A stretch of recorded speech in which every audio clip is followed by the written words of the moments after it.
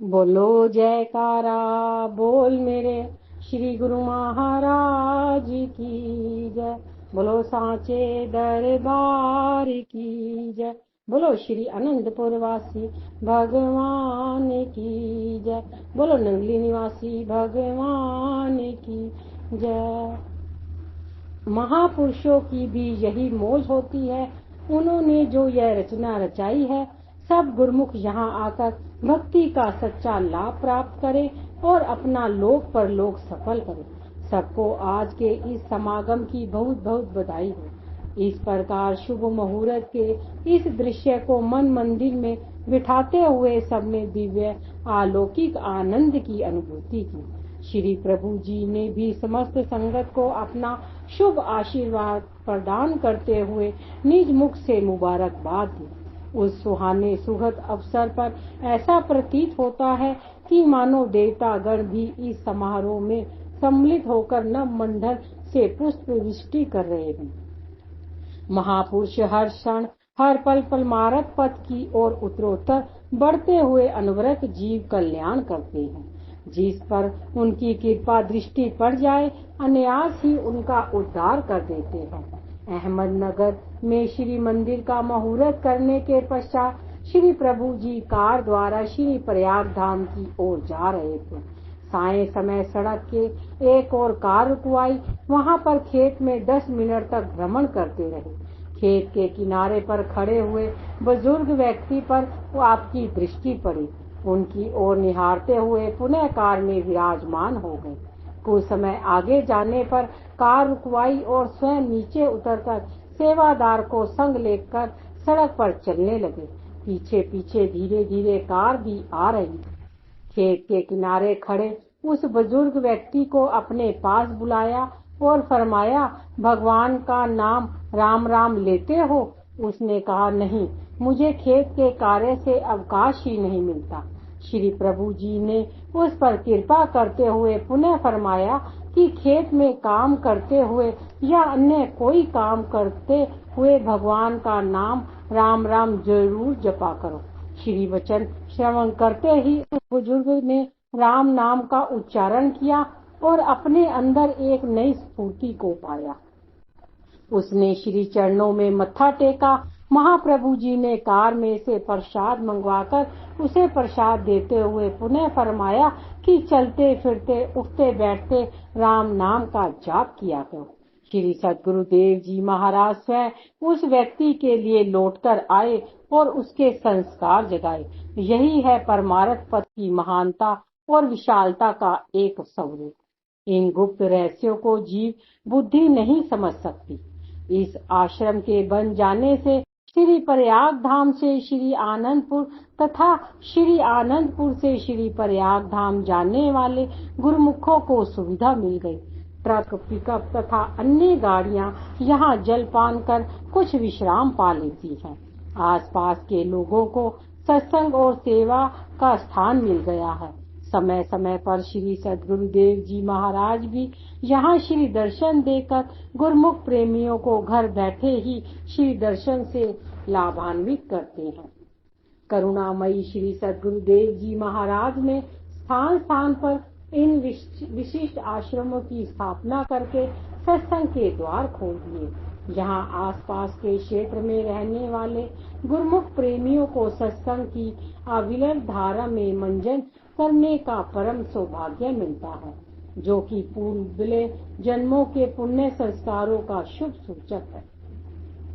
संत पलटू दास जी भी संत सत्पुरुषों की सत्संगति में आने से होने वाले परम लाभ का वर्णन करते हुए कथन करते हैं, पूरब पुण्य भय प्रगट सत्संग के बीच में जाए परी, आनंद भयो जब संत मिले, वही शुभ दिन वही शुभ घड़ी, दर्शन करत तय ताप मिटे, बिनु कोड़ी दाम में जाए तरी, पलटू आवा गमन छूटा रज चरण की जब शीस धरी। वही समय वही पल वही घड़ियां सच्चा सुख और आनंद प्रदान करने वाली हैं, जब जीव को सत्पुरुषों की पावन श्री दर्शनों की एक झलक तथा सत्संग प्राप्त हो जाता है।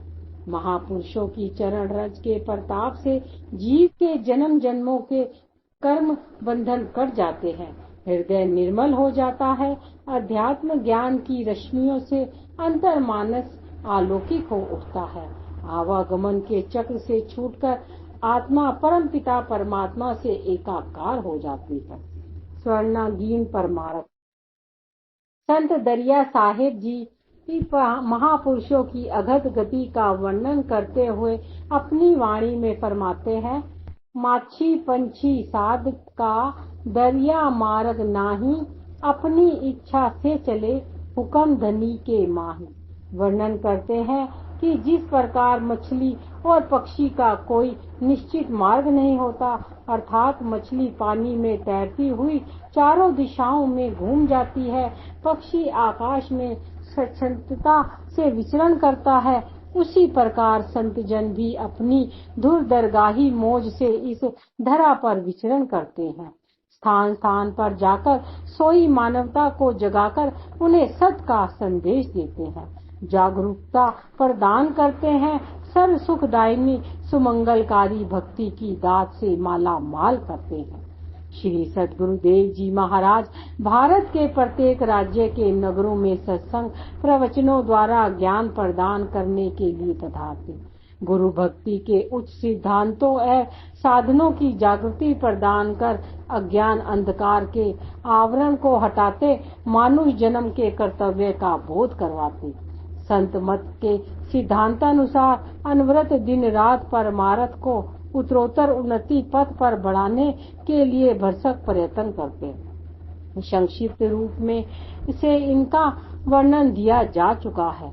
जनसाधारण तक भक्ति का दिव्य संदेश पहुंचाने के लिए निम्नलिखित प्रमुख नगरों में कृपा करते रहे।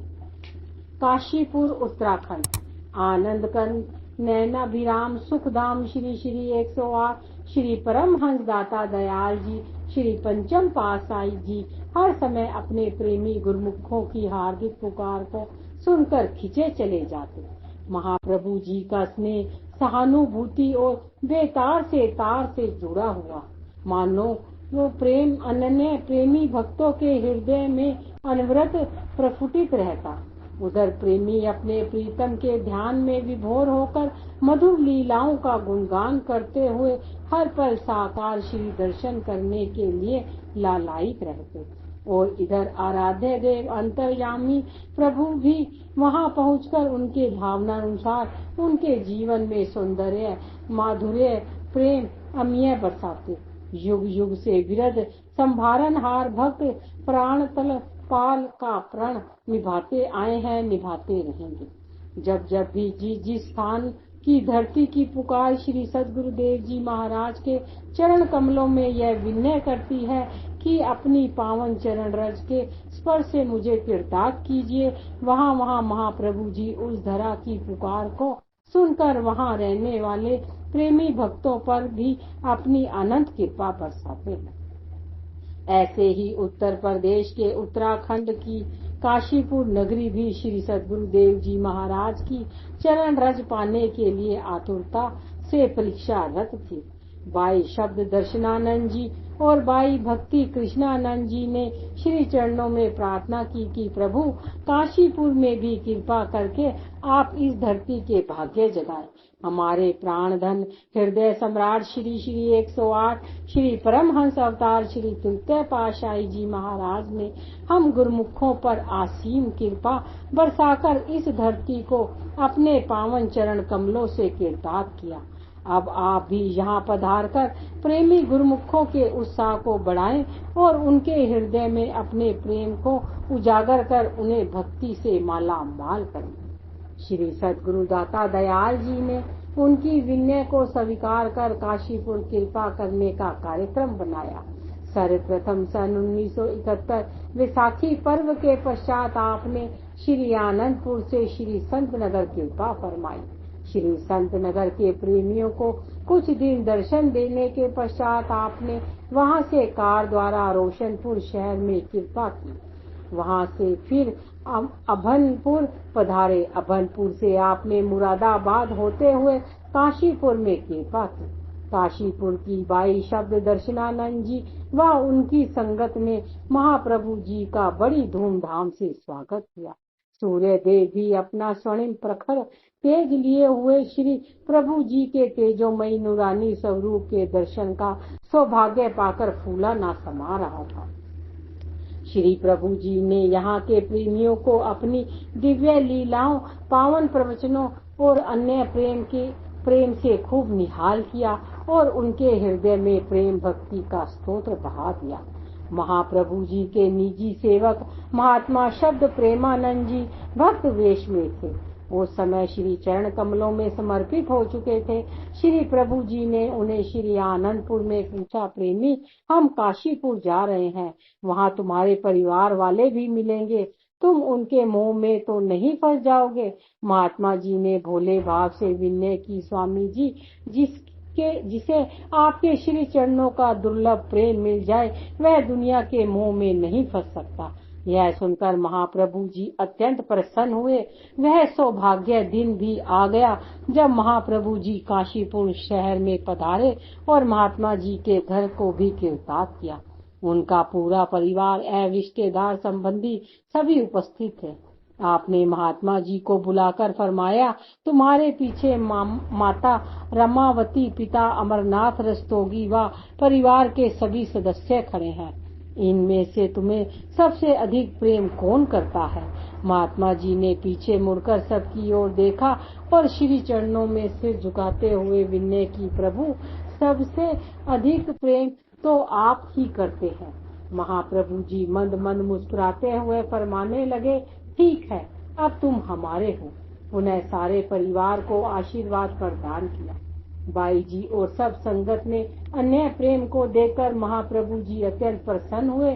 सबको अपना दिव्य दुर्लभ आशीर्वाद प्रदान कर आपने काशीपुर से 25 मई सन 1971 को श्री आनंदपुर में कृपा की। अब जब भी बाई जी व काशीपुर रहने वाले प्रेमी श्री आनंदपुर श्री दर्शनों के लिए आते, श्री चरणों में काशीपुर दोबारा कृपा करने के लिए विनय करते। उनकी विनय को स्वीकार कर आपने फरवरी सन 1978 में काशीपुर जाने का प्रोग्राम बनाया। काशीपुर में भक्त दरियाई लाल जी, भक्त चुन्नी लाल जी, भक्त अमरनाथ रस्तोगी जी, भक्त शांति स्वरूप जी, भक्त आयाराम जी के परिवार प्रमुख थे। भक्त आयाराम जी भक्ति के ओतप्रोत निष्ठावान सेवक बन गए। यहाँ पर बाई शब्द दर्शनानंद जी एवं बाई भक्ति कृष्णानंद जी के आश्रम के सत्संग से जुड़कर एवं श्री आनंदपुर में श्री गुरु महाराज जी के दर्शन करते हुए मन ही मन श्री चरणों में भोगपुर के फार्म पर कृपा करने के लिए विनय की।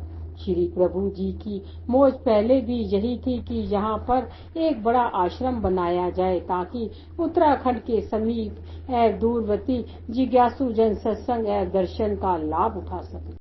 श्री परमहंस दाता दयाल जी ने श्री आनंदपुर से 24 फरवरी सन 1978 को श्री संत नगर की ओर प्रस्थान किया। श्री संत नगर से प्रेम बाग आगरा होते हुए अलीगढ़ कुछ भक्तों के घरों में जाकर उन्हें श्री दर्शनों से कृतार्थ किया। उसी दिन ही बाई धर्म शीतलानंद जी ने नवनिर्मित आश्रम का शुभ मुहूर्त किया। आपने समस्त संगत के समुक्त पावन वचनों में फरमाया, साधारणतः इंसान शरीर की प्रगति को ही जीवन का लक्ष्य समझ लेता है। सत्संगति की प्राप्ति न होने पर अज्ञानवश उल्टी तरफ चल पड़ता है और अनमोल जीवन को हाथों से खो देता है। वह यही जानता और समझता है कि शरीर संबंधी वस्तुओं की प्राप्ति ही सुख का साधन है, इसे पाना ही लक्ष्य है।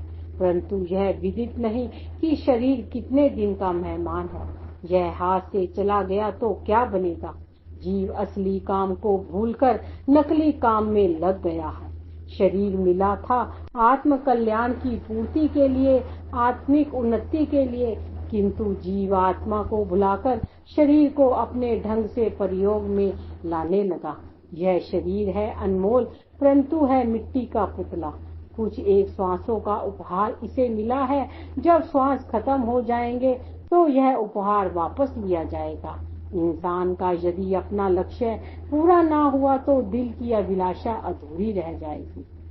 मन की मन ही माही रही, ना हरि भजे ना तीरथ सेवे, चोटी काली गई, दरा मीत पूत रथ समापति, धन पूरन सब माही, अवसर सगल मिथिया ए, जानहु भजनु राम को सही, फिरत फिरत बहुते जगत हरियो मानस देह लही, नानक कहत मिलन की बरिया, सिमरत कहा नहीं गुरुवाणी।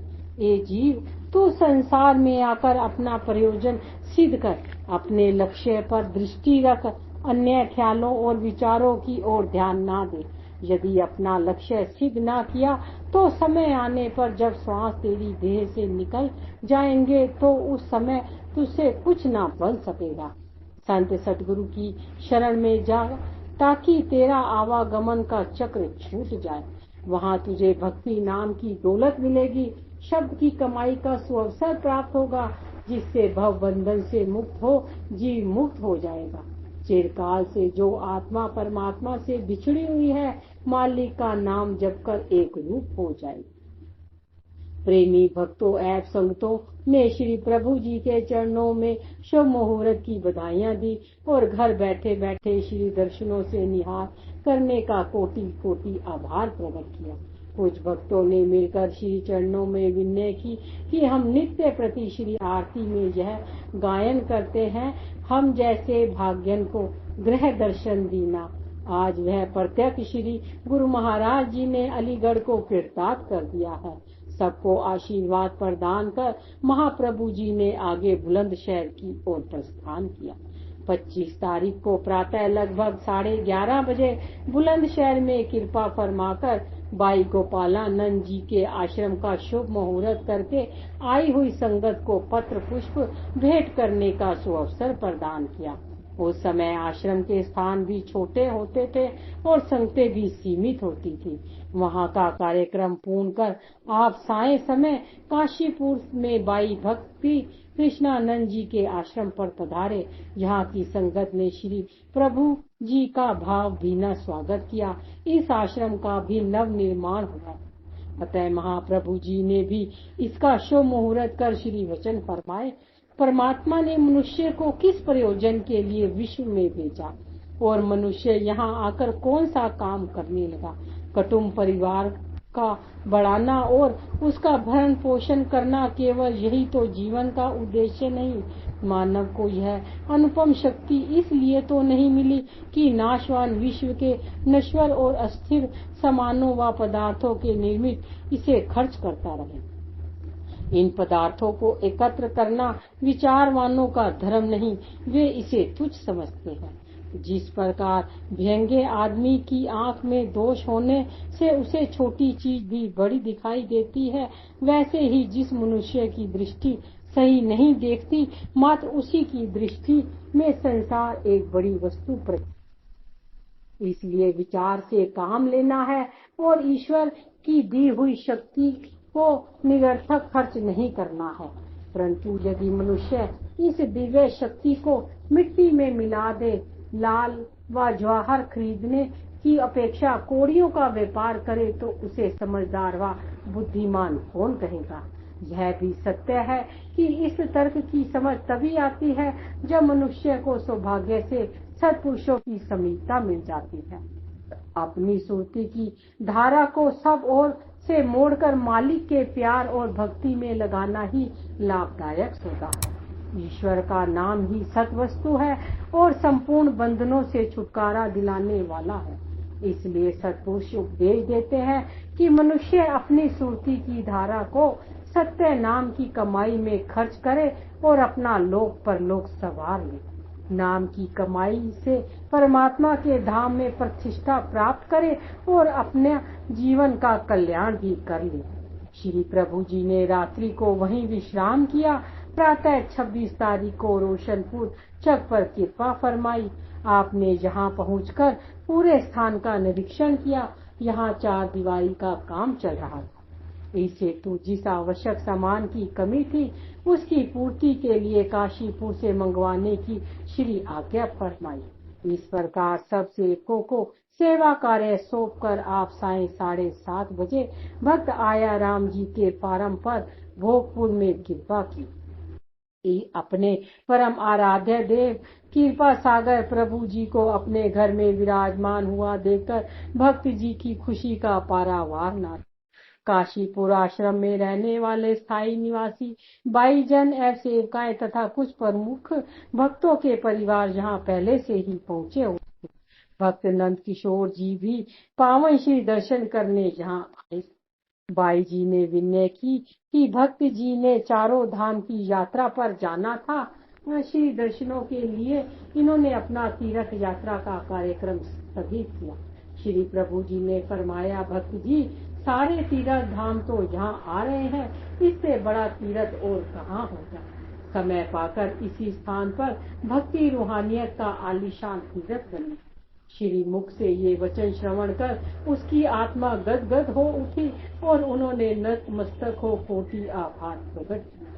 तत्पश्चात महाप्रभु जी ने आकर सारे फार्म का भ्रमण किया। संतों के लिए आवास एवं लंगर आदि की व्यवस्था करवा कर कुछ भक्तों को यह सारी जिम्मेवारी सौंपी। अगले दिन प्रातः 10:30 बजे के लगभग संतों के लिए श्री दर्शन खुले। आपने अपनी अमृतमयी वाणी में फरमाया, दशहरे के त्योहार से क्या शिक्षा मिलती है कि सच ने झूठ पर विजय प्राप्त की, झूठ की हार हुई और सत्य की विजय हुई। श्री रामचंद्र जी सत्य का अवतार थे और रावण ने माया का झूठा सहारा लिया था, इसलिए उसका नाश हुआ और विजय भगवान राम की हुई। इससे पता चलता है कि सत्य सत्य है और झूठ झूठ है, सत्य क्या है और असत्य क्या है। महापुरुषों ने निर्णय करके बता दिया है कि सत्य ईश्वर का नाम है, बाकी सृष्टि की रचना सब झूठ है। इसलिए जिसने सत्य से प्यार किया, सत्य को अपनाया, उसी ने जीवन के लक्ष्य को समझा, उसी ने जीवन की सफलता हासिल की और उसी ने अमर तत्व को प्राप्त किया। जिसने झूठ को अपनाया अथवा झूठ का सहारा लिया, वह संसार से दुखी और अशांत रहा, उसका परलोक भी बिगड़ गया। संत चरणदास जी ने संसार की ऐसी हालत देखकर वचन फरमाए हैं, मिटते सुमत प्रीत करी, रहते सु करीने हैं, झूठे कु तजी दिए, साचे में करिए। जो चीज नाश हो जाने वाली है, मिट जाने वाली है, उससे प्रीत मत कर, उसको अपनाने की कोशिश मत कर। जो कायम दायम व नित्य है, उससे दिल लगा, उससे प्यार कर। झूठी और मिथ्या वस्तु का त्याग कर कर यदि सत वस्तु से नेह लगाएगा तो महापुरुषों ने फैसला करके बता दिया है कि उससे इंसान असली मकसद को प्राप्त कर लेता है, उसका कल्याण हो जाता है। सत और दायमी वस्तु मालिक का नाम है, इसीलिए मालिक के नाम को, मालिक की भक्ति को अपनाकर जीवन को सफल बनाना चाहिए। महापुरुषों ने इसी कायम दायम वस्तु की प्राप्ति के लिए श्री दरबार के जो नियम बनाए हैं, श्री आरती पूजा सेवा सत्संग सुमिरन ध्यान, इनमें कार्यरत रहकर पूर्ण तौर से इनमें सुरती को लगाकर जो इन्हीं में लीन रहते हैं, अपना सारा वक्त देते हैं, उन्हें सच्चा आनंद और खुशी मिलती है, जीवन की सफलता मिलती है, मालिक की दरगाह में इज्जत मिलती है। महापुरुषों की भी यही मौज होती है कि जो जीव उनकी संगति में आते हैं, वे अपने जीवन को सफल बना ले और अपने जीवन के मकसद को हासिल करके शाश्वत सुखी और आनंद प्राप्त करें। इसके पश्चात वहां उपस्थित सभी गुरमुख प्रेमियों को श्री चरणों में मत्था टेकने का सुअवसर प्राप्त हुआ। भक्त आया राम जी, जिन्होंने साधु वेश में महात्मा ज्ञान भक्तियानंद जी अंतिम समय तक श्री दरबार की हित चीज से सेवा की के कर इस फार्म पर आज महाप्रभु जी की असीम अनुकंपा से बना आश्रम आदर्श धाम भक्ति का आलोक फैला रहा है। काशीपुर में रहने वाली कृष्णा भक्तानी बहुत सत्य सेवी थी और अधिकतर समय सेवा भक्ति में व्यतीत करती थी। बोलो जयकारा बोल मेरे श्री गुरु महाराज की जय, बोलो सांचे दरबार की जय, बोलो श्री अनंतपुर वासी भगवान की जय। बोलो नंगली निवासी भगवान की जय।